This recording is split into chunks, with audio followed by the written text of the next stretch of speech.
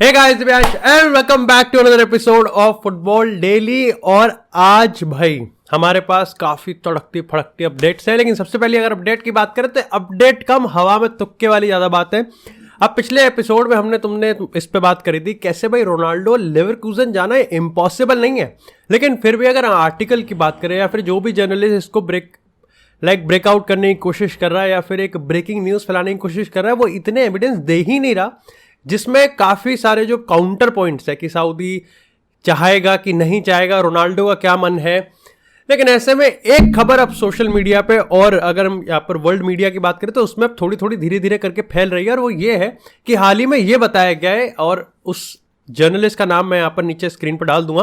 उन्होंने यहाँ पर ये रिवील किया है कि हाल ही के दिनों में इंटर मियामी ने क्रिस्टियानो रोनाल्डो से कांटेक्ट करने की कोशिश की, क्योंकि यहाँ पर डेविड बेकहम इंटर मियामी में लियोनेल मेसी और क्रिस्टियानो रोनाल्डो को साथ में देखना चाहते हैं। जब पहली बार मैंने ये न्यूज़ पढ़ी तो मेरे को लगा कि यार एक्चुअली एक और फ्रेंडली मैच होगा, क्योंकि इसमें फ्रेंडली मैच करने में ना ही कोई दिक्कत है और पैसा भी पूरा है और आईबॉल्स भी पूरी आती हैं।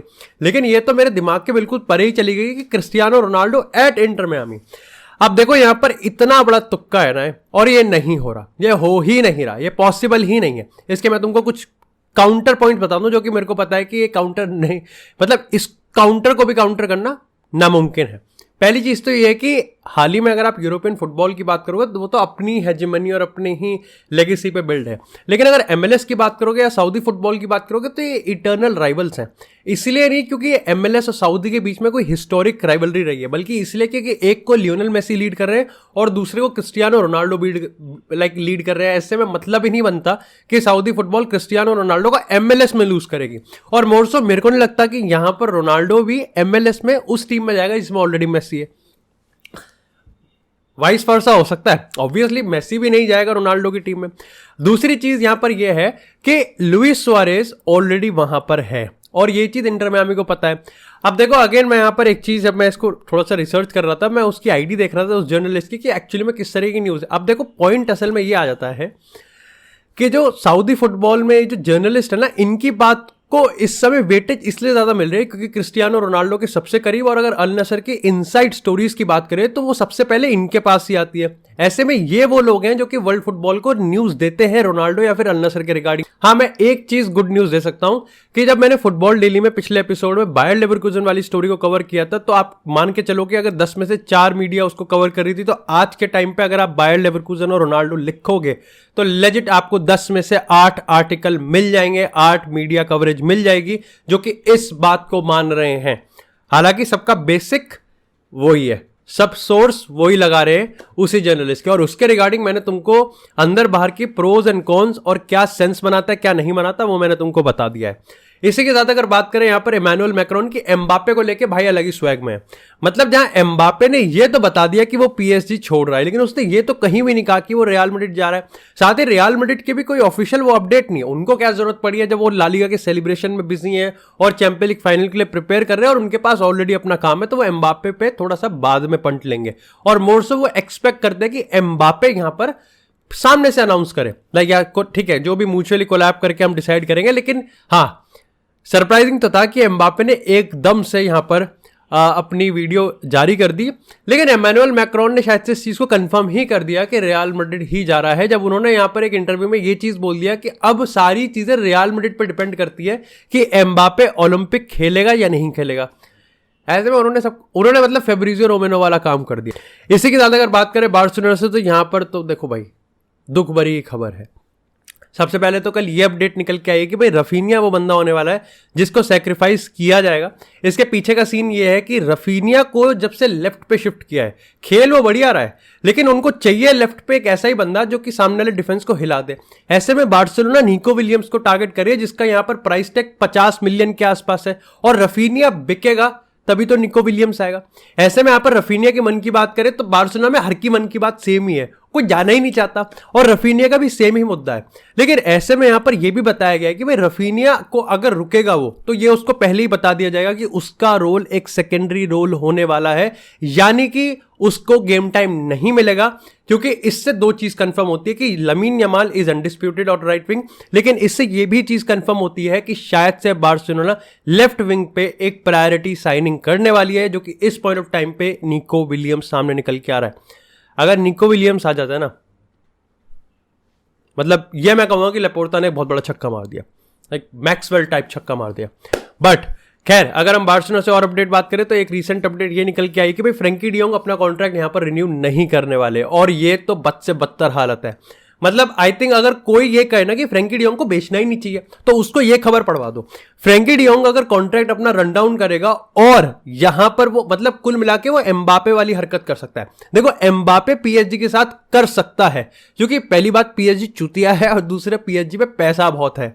बार्सिलोना के साथ अगर डियोंग ने ये हरकत कर दी तो बार्सिलोना कहीं की भी नहीं रहेगी, ना घर की रहेगी ना घाट की रहेगी। क्योंकि पहली चीज तो ये है कि डियोंग पे इतना पैसा लगाया, उसको इतनी सैलरीज मिल रही है और उस पर कैश इन भी नहीं कर पा रहे। यही चीज मैं लिवरपूल पे भी अप्लाई करता हूं और जिस पर मैं अभी बात भी करेंगे कि भाई डियोंग अगर फ्री में चला गया, इससे बड़ा ब्लंडर तो मेरे को लगता है लेपोर्ता का एडमिनिस्ट्रेशन कुछ कर ही नहीं सकता। खैर, सेम की अगर हम बात करें तो लेवेंडोव्स्की के रिगार्डिंग मैं तुमको बता ही रहा हूं कि कैसा उसका भी मन बिल्कुल है ही नहीं जाने का। लेकिन उसमें अब छोटी सी एक डिटेल जो मैंने पिछले एपिसोड में मिस कर दी थी वो ये है कि उसका कॉन्ट्रैक्ट तो 2025 तक है।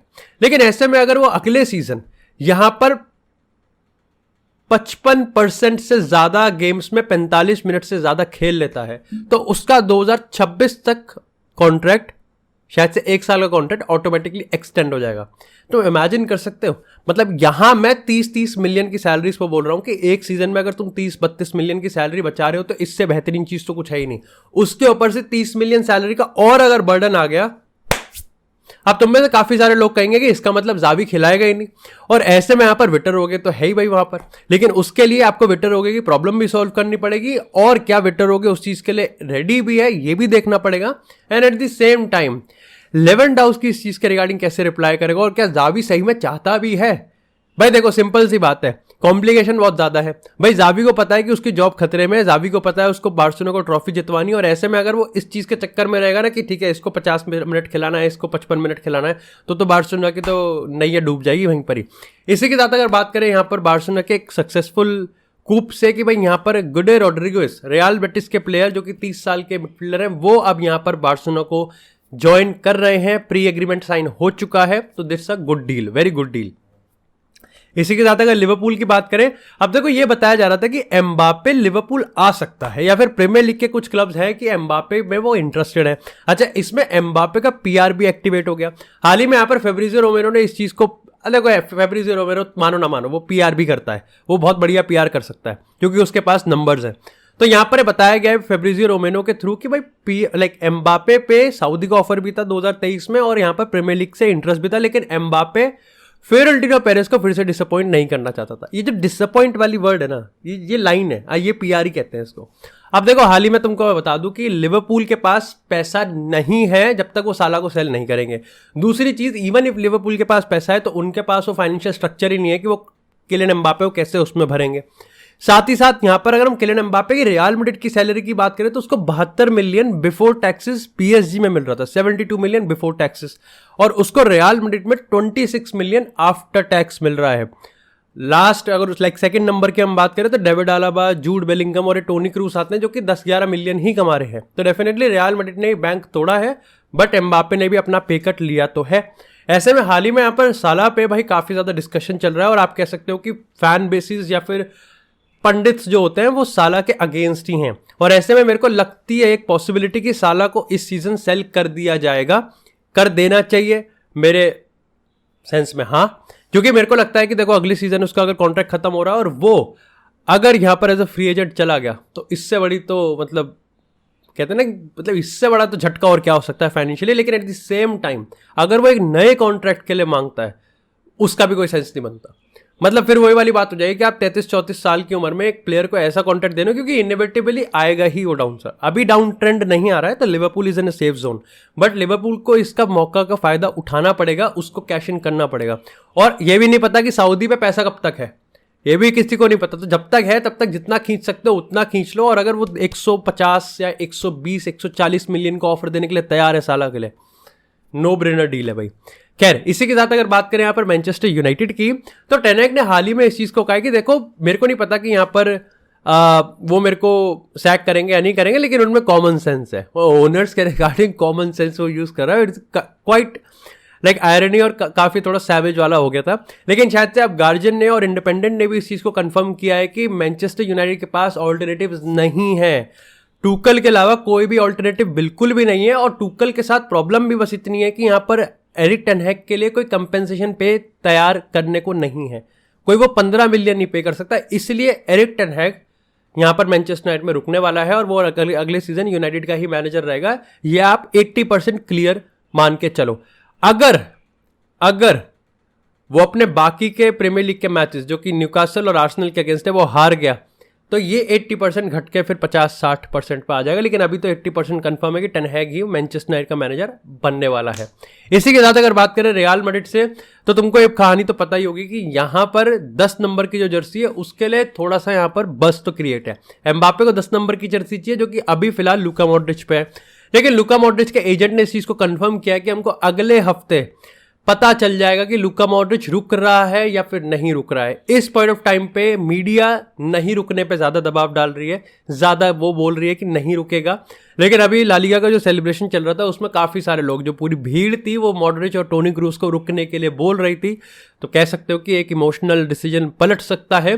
लेकिन अगर नहीं पलटेगा तो हमको ऐसा लग रहा है कि यहाँ पर टोनी क्रूज तो रुकेगा ही और लूका मॉड्रिच वुड गो। और अगर लूका मॉड्रिच जाएगा तो don't be sad because it's over. Be happy because it happened.